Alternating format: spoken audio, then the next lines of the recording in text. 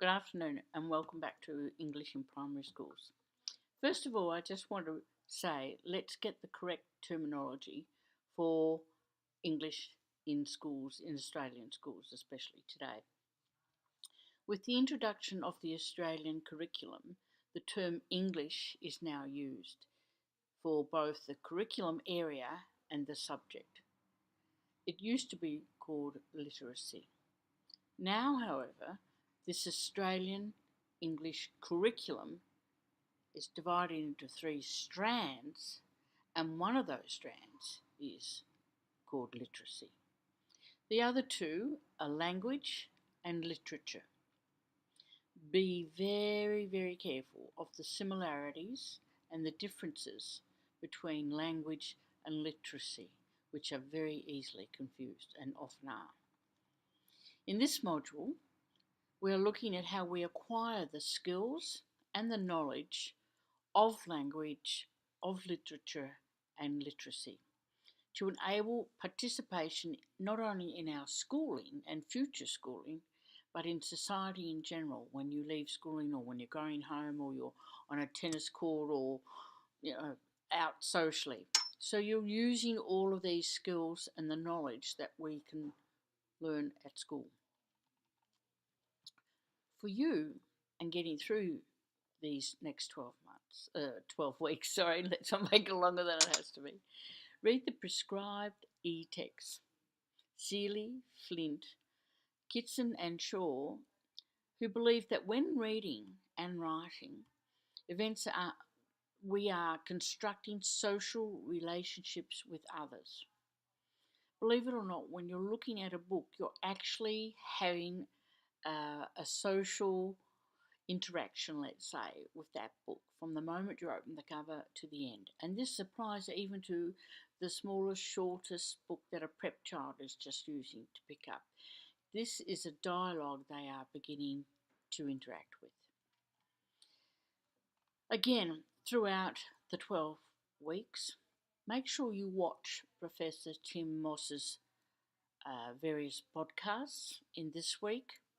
Let's get into his short Powtoon titled "The Limits of Our Language Are the Limits of Our World." Whether you agree with that or not, it's a good idea for discussion. And what it is to be literate in the 21st century. We mustn't ignore the fact that it's not just paper world or book world anymore. In the two podcasts that Tim Moss shows or speaks in, he's explaining what reading is, that you read for meaning and for a purpose, and that reading requires both knowledge and skills to develop our language, literature and literacy, those three strands again. Please take note, and this is important to you. Your participation in the weekly discussions on the discussion board, DB often referred to, can really be of a great benefit and how well you do in your assessments. Questions you may ask or questions you may not even think to ask are often discussed on the DB. Clarifying terminology or the assessment requirements.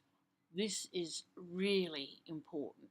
Often this can be thrashed out very clearly between students and the ELA on the DB.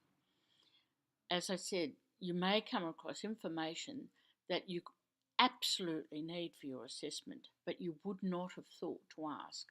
Think of yourself being in that classroom where you're interacting with the teacher and asking the question. The collaborates are another area that are well and truly worth the time to listen to and participate in by asking again questions.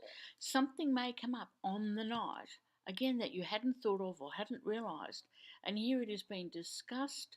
Question. Don't be afraid. If you're thinking it, you can bet another 10 people are thinking the same question, are wondering about the same. Oh, is this what they mean by that? Or do we have to set it out like that? And so on.